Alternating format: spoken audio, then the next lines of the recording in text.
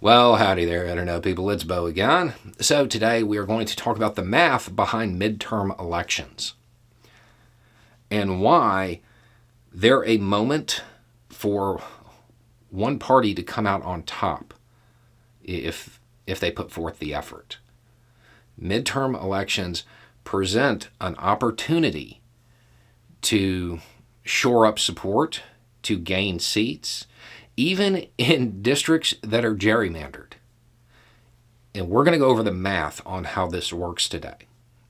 We're going to do this because in a recent video I mentioned how running around saying Democrats don't do anything and they're not going to help you might cause people not to vote.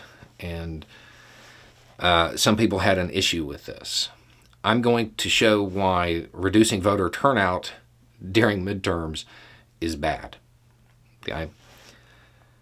We're going to take a hypothetical voting jurisdiction. Okay. It has 167,000 voters in it, and we're using this to keep the math easy for me. It is gerrymandered to give Republicans 55% of the vote out of the gate. So Republicans get 55%, Democrats get 45%. There's a 10-point lead built into this district for Republicans. Now, in a presidential election, the year the president's being elected, voter turnout is about 60%, which means 100,000 people are going to show up. 55,000 votes for Republicans, 45,000 for Democrats. Republicans win.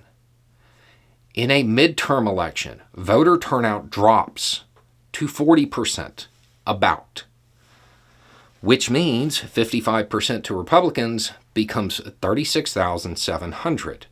45% to Democrats becomes 30,060, which means there are 15,000 Democrats who are in this area who believe in the electoral process.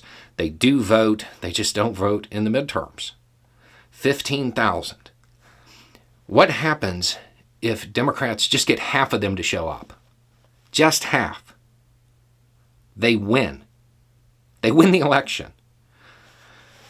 Half of it is 7,500, which means 36,700 votes for Republicans, 37,560 for Democrats.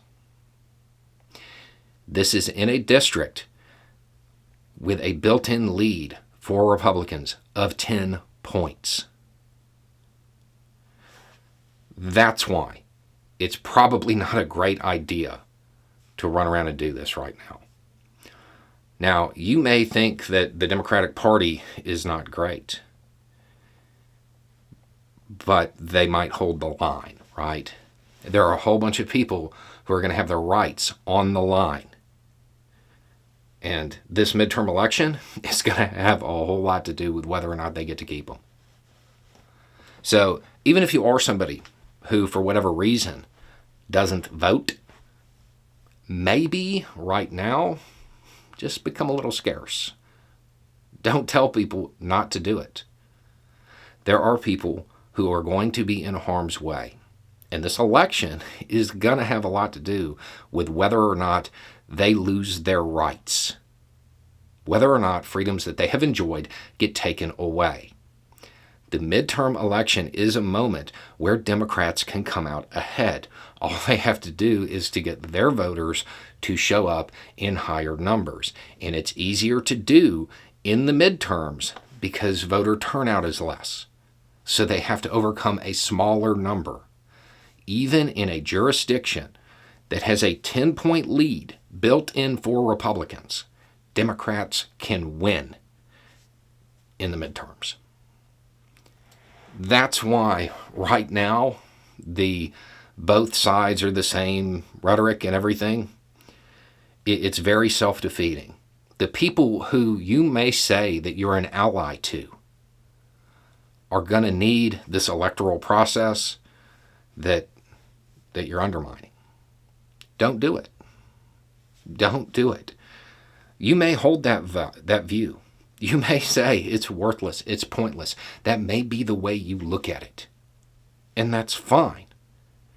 But I don't understand the value in running around and spreading that message, depressing voter turnout on the side that is going to protect the people you say are your allies. Anyway, it's just a thought. Y'all have a good day.